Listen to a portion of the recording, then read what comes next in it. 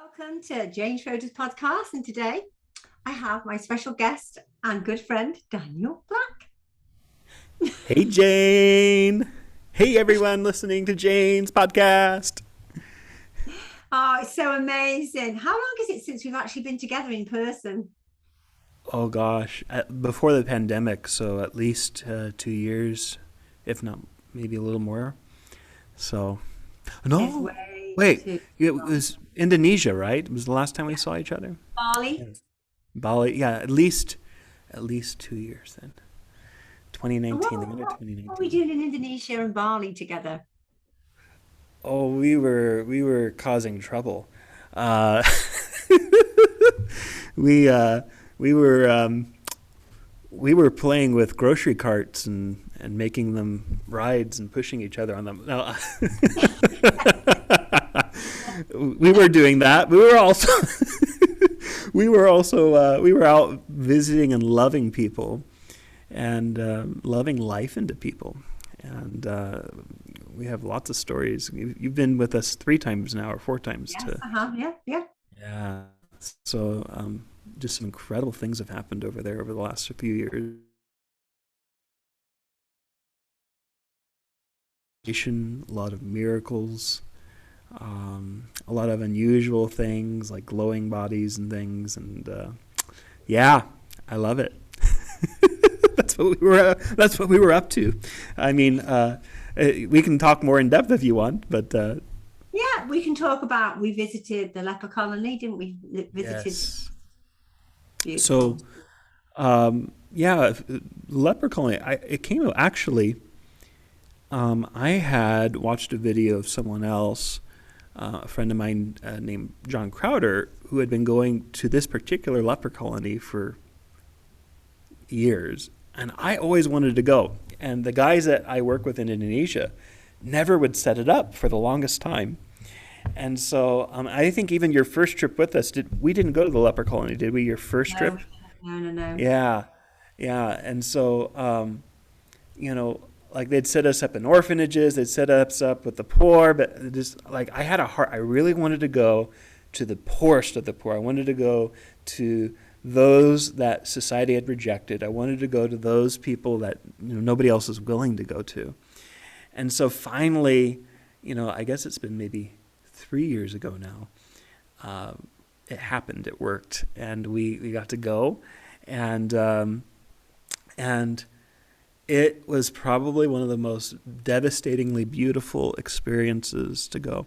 When we talk about missions, you know, yes, we do see God move and transform other people's lives, but the reality is God's transforming us. God's changing us. Like when we go, we don't go with all the answers. We don't go with how to fix everything. We go coming to learn.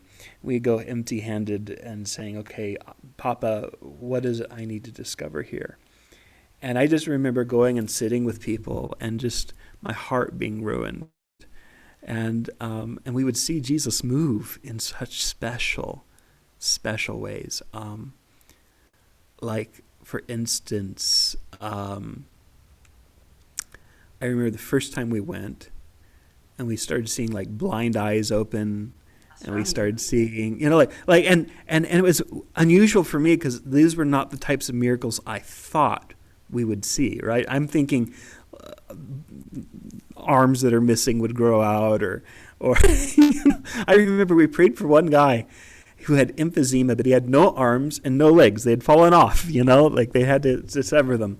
And and we prayed for him, and I can breathe better. I can breathe better.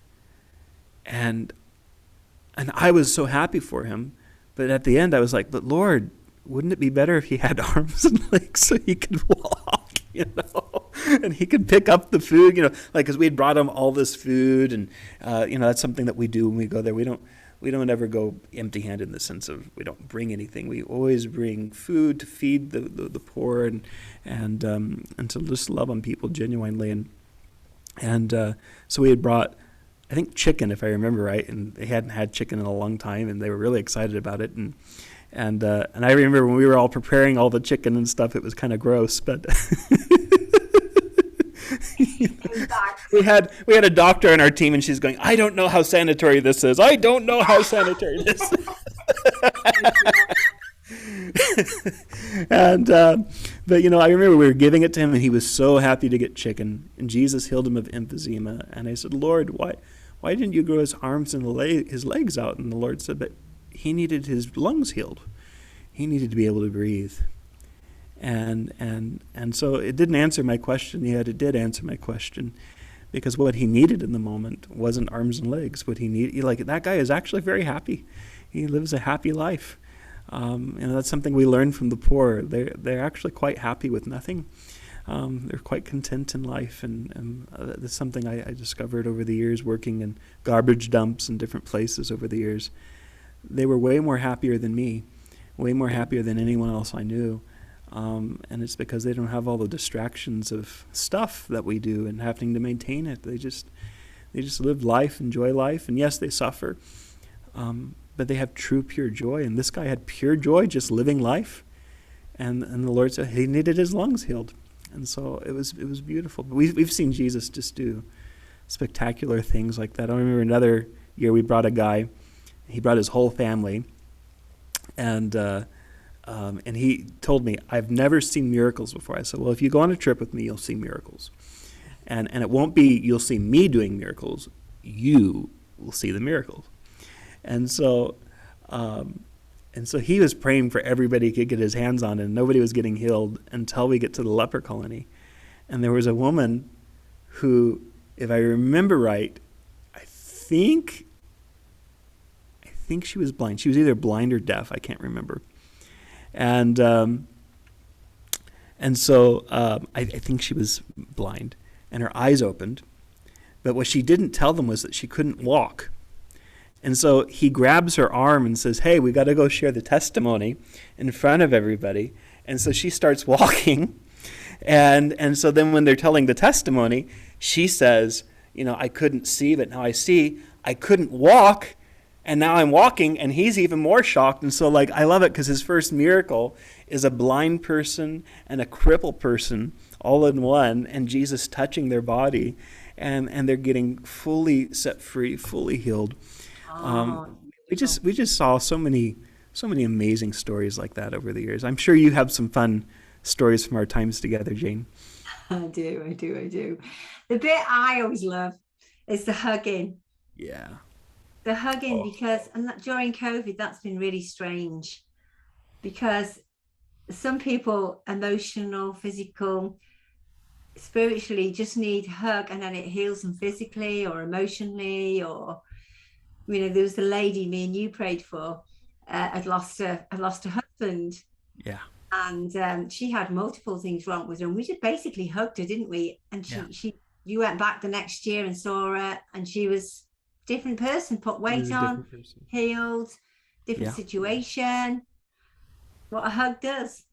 It's amazing what a hug does. And that was also another fascinating story, because she had cataracts. Yes. And we prayed for her and hugged her and loved her. That's honestly, Jane, that's what I do. I'm not the crazy charismatic Pentecostal. Let me put my heavy hand on you and be healed. I just hug people and Jesus touches them. That's what we do, right? Imagine you doing that. I just don't. But we hug people, and that's what Jesus does, right? And so we were hugging her. I hugged her. You hugged her. We had 10 people all hugging her. And at the end of it, because we were praying for her equally, we were like, well, hey, can you see anything? And so do you remember this? And she looked at me, and she goes, oh, I see you. And she starts describing me, you have a scruffy beard, you're hairy like a bear, this is the color of shirt you're wearing. She's describing me, she sees me. And then I remember you looked at her, and you're like, can you see me too? And she looked at you, and she goes, no. And then a few other people well, do you see me? No. And then I'm like, wait, did you really see me? And she goes, I see you. And and so we were like, wait, what, why do you see? And she goes, because you're glowing. You're glowing, because that's what happens when you're just loving with his love, is you shine his light, right? That's what it is. When we, in some of our circles, Jane, we love the the crazy supernatural phenomena, and we forget like there's a point to it. Like I think sometimes we're addicted to just having the experience, and we forget there's actually a point. I didn't know I was glowing. You didn't see me glowing. Well, maybe you did. I don't know. But I don't think anybody else did. But that lady saw me glowing. And the point of it wasn't so that I can go around saying, hey, look at me, I'm glowing. I've got testimonies that people saw me shining in the transfiguration light, right? No, it was because it was a testimony to her. She could see. And God let her see. And then the year later, someone had donated a cataract surgery for her so she could see. And the crazy thing was she remembered my face. She remembered our group. She actually heard we were coming and found us because she wanted to thank us for visiting her when no one else would. Beautiful. And that was the thing. Like the last time we got to go in before the pandemic, That's right. this group, I'll never forget because they were all crying. We were like, why are they crying? And they said, because we can tell you really love us because no one comes back. They'll come and take pictures and then never come back. But you come back every year. And sadly, we haven't been able to come back since then because of the pandemic. All the bags of steak and then the roses, the flowers. Yeah. That's what I remember. They were like, steak? Yeah. And then giving them the roses, the ladies and the guys, weeping or giving it to a friend of theirs. That was beautiful. Yeah. No, it's true. Like we believe in extravagant love because Jesus is extravagant. Yeah. And so when you go out to these places and I know a lot of organizations and they want to reach masses, so they spend little so they can reach masses, like cheap. And I rather would spend more on a few people and let them know the lavish love of Jesus. And, like every year we've been able to feed more and spend more and do more when we go there. But at the same time, not diminishing the quality of giving them extravagance. Right. Giving them, so like that year that we were able to bring steak. And people were like, steak or chicken? What? Really? You're giving us meat? Like nobody brings us meat. They just bring us rice, You're bringing us meat and enough for 100 families? That's insane. Nobody does that. And it's, again, not touting any horn. It's just, that's Jesus. That's what Jesus would do. Oh, So cool, and I love that. I love getting to just do what he does and participate in his life and love people with his love. And when you see the awakening in their eyes, I remember we had one guy that was a translator, a person of another faith, and he was observing us and he was seeing all this stuff happen. And before his eyes, he was seeing a blind woman see. And before his eye, and like this guy, by the end of it, was radically, radically touched. That's right. Just because he was around us, just because he was like, oh, like there's something about you guys. We had another guy, you know the guy that has the factory, and you know him well, right? And I did now because our business Woven Colours came from the factory.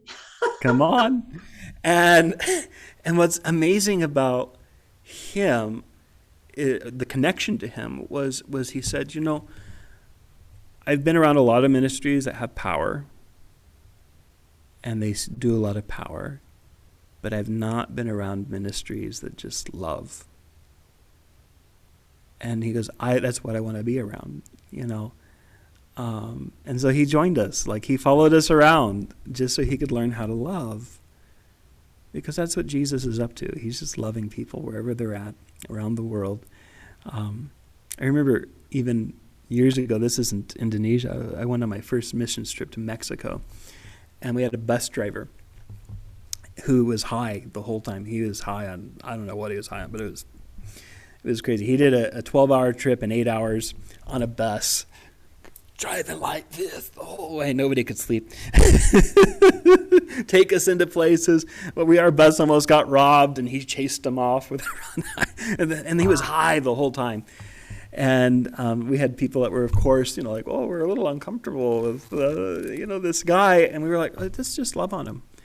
And so we were all camping, but we paid for a little hotel room for him. We paid for all his food, and he just spent time with us. By the end of the trip, he was weeping. And he was like, I've never been around people that love me like you guys have loved me. And he goes, I don't want it to end. I don't ever want this to end. And he meets Jesus because of that. And I think, like if that's what the only thing we ever did in our lives is just go and love people with his love. And it can be in Indonesia, it can be in the UK, it can be, in the US or wherever you're listening, but if we just love people the way he loves them, it changes everything. It certainly does, Daniel. Yeah. It does. It makes me really miss it more than ever. I'm like, when November comes, like this last year, I'm like, I'd normally be in Indonesia now. I'd be in Bali. It's like, or I'd be in India in January. But it's all good. It's all good. Yeah, people think when we go to Bali, they like I come back and like, how was your vacation? I'm like, oh, that wasn't a vacation. Oh, no vacation. No. I remember you had some wild meetings in Bali when we were there. Twice. I'm surprised he asked me back. Every time I'd have Dr. Soph with me, and some of the others, and she would just get really, really what I would call whacked. She just, as soon as we arrived in the worship, because they'd be praying in tongues for hours before we arrived, and they'd be fasting, and we'd get there and they'd do this crazy wild worship, and we'd be leading it, and every time she would just get really drunk in the worship, and then things would happen, and we were supposed to be like giving a message for a good hour. After about 20-30 minutes, everything starts to kick off, and demons and people getting healed, people screaming, the screamers, people lying on the floor.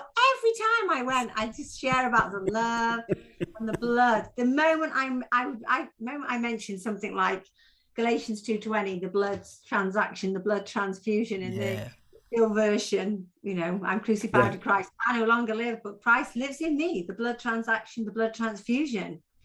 Or 2 hands, 1 nail. So you mentioned the blood. It was just like,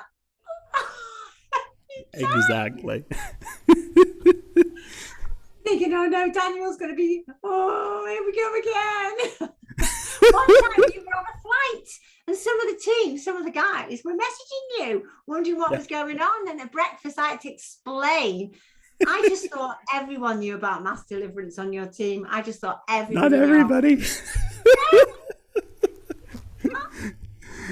Hey, if anybody's going to experience it, it's best to experience it with you. So, more Lord. Yeah, they were telling me, I don't get it. She's just reading scriptures about joy, one right after another, and then suddenly, like half the room is crawling on the floor like snakes and screaming and. What do we do right now? I'm like, just follow James. I'm like, just wait on Holy Spirit. Thank you, Holy Spirit. Come on, Lord. Just go and lay hands on people if you feel. Some people you'll know not to lay hands on because you'll just know. And you don't just hug everybody because that might not be what's going on. Yeah. It's true. And then you got Soph, who's totally a pro at this. She's just like, right, come with me. Exactly. And then they're all waiting for me in the morning to breakfast to talk about it. I was like, Daniel, you need to be here, not 33,000 miles up in an airplane going to another conference, leaving me with everything. It's fine. I left you with the last meeting, and that's what happens, I guess. I loved it afterwards because their team all come for dinner and we all go for beautiful food and chat, and they're just like, yeah, it's fine. Just happens when Oh, you guys are here. yeah, they loved it. They loved it, you know. And so yeah, when we go and we do that, we go into. I remember we did some outreaches and we even went into some of the clubs and we're loving on people there and Oh, just I love bringing His that. love. We were doing it all over the place, be on the beach, you know, like we're intentional. Like we're not on vacation. When I end that trip, I am not coming home relaxed because I've sat on the beach and gotten a suntan. Like, no, we've been working hard.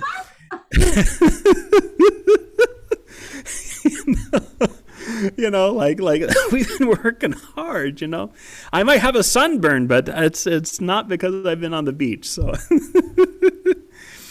think about it, some of the, what's the right word? Not outreach, but just ministering to people and loving on them and doing it, interpretations of them, feeling the presence of God.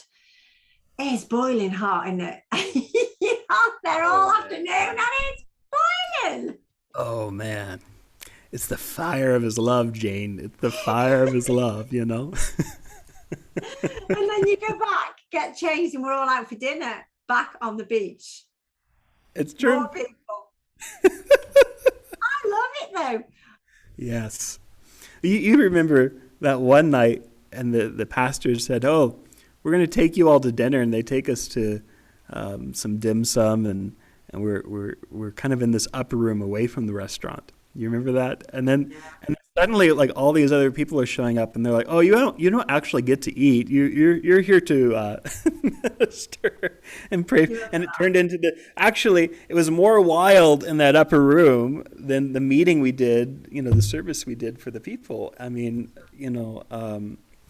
that was insane. That was insane. I remember that one. But it's just amazing. Holy Spirit just moves and Z's on it, and I just love it. I remember the first time, I think it was, I came to Bali and I was sharing a room with Rachie, and I got off the flight and I didn't know where to go. There's all these crazy people, taxi, and I had to find this Mexican dude. Mm. I didn't know where he was. I had to walk right through this load of people to the end of this line, through the shopping mall things, and I eventually find him and I get to my room and it starts. I just lay down early hours, crashing thunder and lightning, Come on. and it's a big glass window in our room, and it's set the sprinklers off. We don't realize this when we fell asleep, and we wake up and our suitcases are floating, all my clothes are wet, and it's somebody tells us it's a 3.6 earthquake and the building shaking, and I've just arrived my Yeah. first time in That, Bali. that was the middle of the night. I remember that because I remember it was a stronger earthquake. It was like a 5 point Oh, was something. it 5? It was Okay. a 5 point something, and My bed was yeah, shaking. it just shook everything. And so I call the front desk, and I'm like, should I be doing anything? And they're like, no, no, no, no, just go back to bed. And then about 2 seconds after I hang up the phone, an alarm goes off in the room. You've just experienced an earthquake. Do not fear. You've just experienced an earthquake. And these sirens going off, and you're kind of going like, well, that doesn't put me. Wasn't the name of the hotel the Rainforest? It was the Something Swiss like Bell that. Rainforest Hotel. Yeah. Well, we woke. I fell asleep eventually. I was so exhausted after flying and craziness. Our suitcase, everything was soaking wet, and we had to put them all outside and get everything dry and move rooms. And it was. But do you know what? It's all part of the fun, isn't it? It's part of the fun. It's part of the Oh, and I think if I remember right, you guys had ants in your room the second time round. Yes, we did. So you guys moved rooms 3 times, if I remember Yes, we correctly. had to keep moving rooms. But you know what? I don't know. You just love it, don't you? You just on a roll with it all, and Yeah. I just love it. It's Come on. like going. Come on. Do it again, Lord. Oh, what is one Yes. of the most embarrassing moments? Oh, gosh. I had lots of Referring to embarrassing moments. traveling and praying with people and loving on people. Um, well, one time, there's a few times, like one time, I remember I was praying for someone that was blind, and I thought, Jesus spit on the blind and they got healed. Maybe I'll try this. True story. And so I don't make the noise of spit, but and so the person, they don't get healed, sadly, but they start saying, I felt the mist of the Holy Spirit. Come on.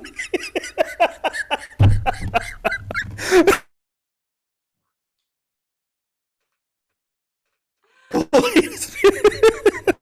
I'm not willing to tell you what I did, but like that was early on when I was quite a bit younger and pretty zealous, and you just want to try things out, and you're like, well, hey, if Jesus did it, let's try it out. Of course, Jesus didn't ever spit directly on a person, how rude that is, and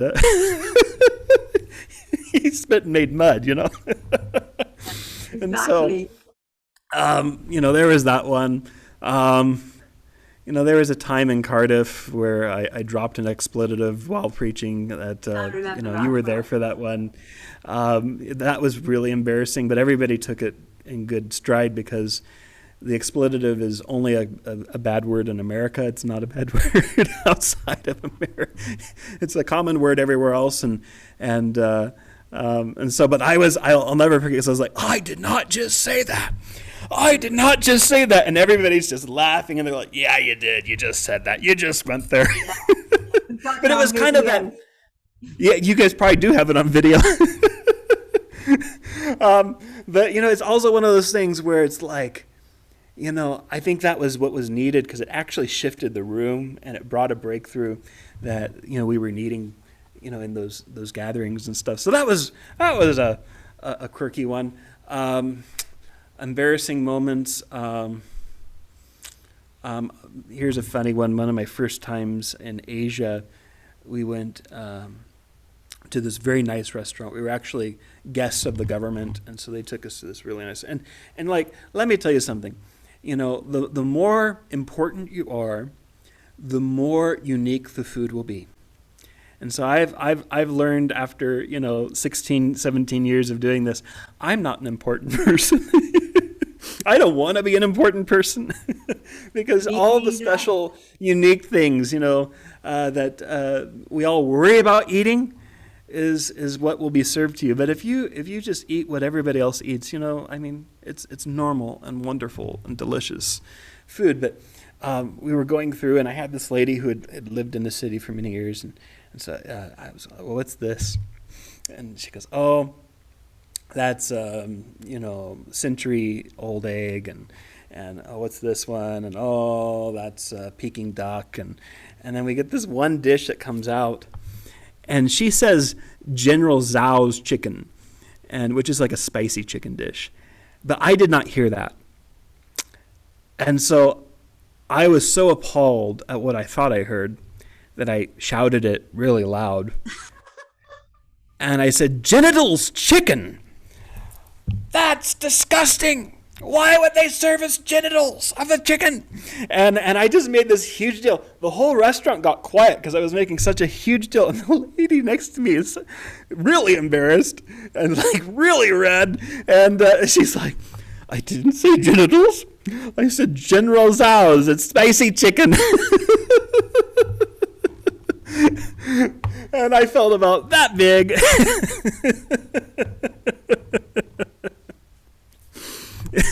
I learned after that, keep your mouth shut when you eat things. I don't know many people I've travelled with that will eat almost anything, bar my son-in-law, Daniel. I have eaten some crazy things with you. Yes. And that is one thing I do love about the trips. I always get excited before I go, and I'm sending pictures home. You see me take loads of pictures of the food we're eating because my daughter's a foodie and her husband was a chef. Yes. So they love it. They're always like, oh, what's that tasting? What's that? But some of the things we have eaten some crazy stuff in crazy places. We've eaten some pretty crazy things. I know I've had cobra. I've had monkey brains. I can go down the list of probably some of the most disgusting things that we. I think I try to keep it mild for people that travel with me. I tend to be the shield and say, hey, guys, let me go see what they're doing, and I'll eat it first, and then if it's okay, then I'll say, okay, you can come eat. What do you think is probably the most interesting, unique thing you ate on one of the trips with me? Um, Africa's the craziest stuff I've ever eaten, I have to say. What have I eaten with you guys? Um, did we ever eat dog? You might have eaten dog. I think we ate dog and you didn't tell me till afterwards. Oh well, if we had dog, I didn't tell you because they didn't tell me because that's one of my rules. I tell people I don't eat dog. They tricked me into eating dog one time, and I was so mad I couldn't talk to them for 3 weeks because I was like, dogs are our friends. They're not our food. They're our friends, right? And but you go to certain places around the world, and dogs are not friends. They are food, and They are too. so we might have very well eaten, and they might have told you afterwards, but I can guarantee you they didn't tell me.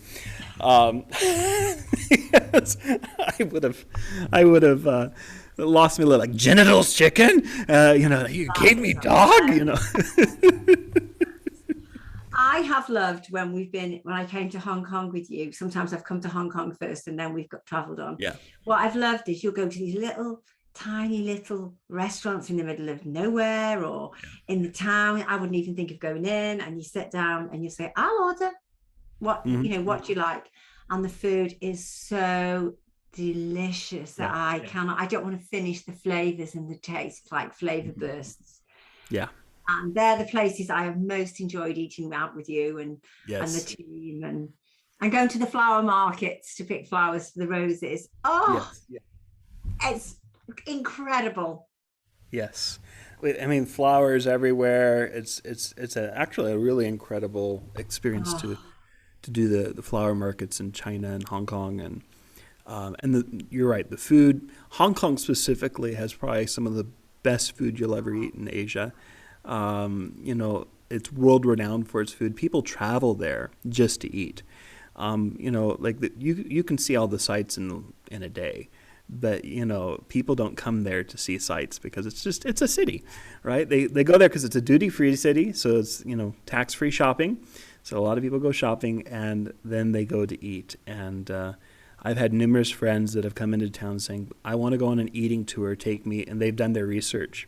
And they have like 30 restaurants listed out. They're there for a week. And I'm like, well, I don't think we're going to get through all 30. I've not done that. I just trust you to take us to nice places. And you're a good cook. You're a fantastic cook. You've cooked me some Thank beautiful you. food. Thank you. You're a great cook too. I Oh, I I think love I've this. had your curry a few times and it's always delicious. And Yes. I have had a few other things you've made, but the curry always I remember because I've had it more than once, and it's always delicious when I've had it. Yeah. Oh, I love that. So when do you hopefully be back in Hong Kong? Well, it's a process and a journey, and right now, they're very strict on COVID and travel rules, um, and so we're also in the process of getting new visa to get back. So it's a journey to get back, and so right now there's a hopefulness that maybe mid spring of 2022. So depending on when you're listening to this, and so that's the hope. Maybe the later part of spring, and my hope and desire. And then I'm also just hoping that they'll start opening up as well, and that the world will continue to open up. I feel like this is a year where we need to just hope and believe and trust like we've never done before, and that God is doing something very special. And for those of us that have that call to the nations, and we've got that itch. I mean, I have an itch. I haven't been outside of America. I came back to the States in 2021 and haven't left in quite a while, and so I've got an itch. I'm like, God's called me to the nations. I got to get out to the nations. So we're just praying the Lord continues to open borders and open doors, and of course, all in a safe, healthy way. So that means yeah, we either scientifically figure out some things, or there's some miraculous things that take place with this pandemic. So So I've just been praying, Lord, whatever way you want to do the breakthrough, bring it so that we can get on with our business. That's right, because these are the scrolls we've been given to walk through and to walk out. That's right. And we're going to fulfill our destinies and our scrolls. Come on. We got to do it. Come on. Oh, Daniel, it's so good chatting with you today. Thank you so much. Always. I always have a blast, Jane. And this is fun because we're just sharing stories and reminiscing a bit. But you're one of my favorites, and I always enjoy getting to spend time with you. I love you too. You have to come to the UK. Yes. Well, hey, I guess I can now. I heard you guys have lifted some restrictions, so I guess I could get on a plane and go there if I wanted. So Hopefully we'll see you soon. yes, hopefully so. I really hope so. Okay, thank you so much. My joy. Blessings to you. Blessings to you too. Hey everyone. I as a friend of Jane, want to really encourage you all, subscribe to her channel. If you're listening to this on Spotify, Apple Music, Podomatic, any of those services, make sure you subscribe, share with a friend. If you're watching on YouTube, make sure you subscribe to the channel and share these videos with your friends. Share her podcasts, and you can find out all of the details about all of her podcasts and more at, what's your website, Jane? JaneSchroeder.com. JaneSchroeder.com. So go visit JaneSchroeder.com. You can find more podcasts like this where they share amazing stories and testimonies and incredible God things. So you don't want to miss out on any of that. So go visit it, and you'll be happy you did. All right, blessings. Blessings.